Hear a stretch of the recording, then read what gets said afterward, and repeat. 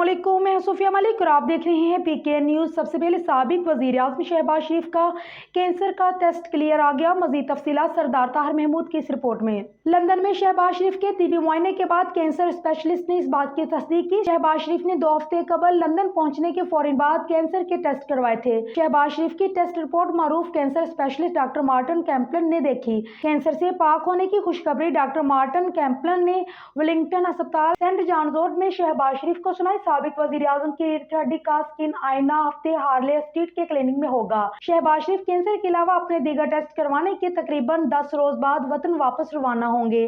साबिक वज़ीर आज़म को साल 2000 में नायाब और खतरनाक कैंसर की तशखीस हुई थी और वो 2003 में न्यूयॉर्क के सेल्विन कैटरिंग अस्पताल में कई माह तक इस मर्ज के सबब जेर इलाज रहे। कबल अज़ीब पाकिस्तान मुस्लिम लीग नून के कायद मियां नवाज शरीफ और शहबाज शरीफ के दरमियान मुलाकात हुई। ज़राए के मुताबिक शहबाज शरीफ और नवाज शरीफ के दरमियान होने वाली मुलाकात में वतन वापसी की हतमी तारीख के हवाले से मुशावरत की गई। शहबाज शरीफ की जानिब से नवाज शरीफ की वतन वापसी की तारीख का ऐलान जल्द किए जाने का इम्कान है।